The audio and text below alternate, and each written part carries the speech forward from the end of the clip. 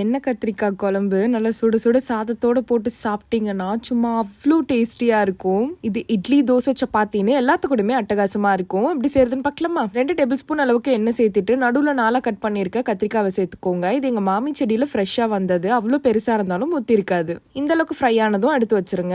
6 போல காஷ்மீரி மிளகாய், 4 போல பூண்டு பல்லு, ஒரு சின்ன துண்டு போல இஞ்சி, 10 சின்ன வெங்காயம், 1 டேபிள் ஸ்பூன் அளவுக்கு தனியா சேர்த்து நல்லா வதக்கிக்கோங்க. 1 ஸ்பூன் அளவுக்கு மிளகு, 2 கைப்பிடி அளவுக்கு துருவன தேங்காய் எடுத்துக்கோங்க. 1 ஸ்பூன் அளவுக்கு சீரகம், சோம்பு சேர்த்துட்டு 1/2 நிமிஷம் போல வதக்கிட்டு இப்போ ஒரு பெரிய சைஸ் வெங்காயம், 2 மீடியம் சைஸ் தக்காளி சேர்த்து வதக்கிக்கலாம். 1/2 டேபிள் ஸ்பூன் அளவுக்கு குழம்பு மிளகாய் தூள், 1 ஸ்பூன் வெறுமிளகாய் தூள், தனியாத்தூள், 1/2 ஸ்பூன் அளவுக்கு மஞ்சத்தூள் இதுவுமே சேர்த்துட்டு ஒரு 2 நிமிஷம் போல வதக்கிட்டு இது ஒரு மிக்ஸி ஜாருக்கு மாத்தி அரைச்சு எடுத்து வச்சுக்கோங்க. கடாயில 4 டேபிள் ஸ்பூன் போல எண்ணெய் சேர்த்துட்டு 1/2 ஸ்பூன் அளவுக்கு கடுகு, 1/4 ஸ்பூன் அளவுக்கு வெந்தயம் சேர்த்துக்கோங்க. 10 பல் பூண்டு, 2 காஞ்ச மிளகாய், 2 கொத்து கருவேப்பிலை சேர்த்து நல்லா வதக்கிக்கோங்க.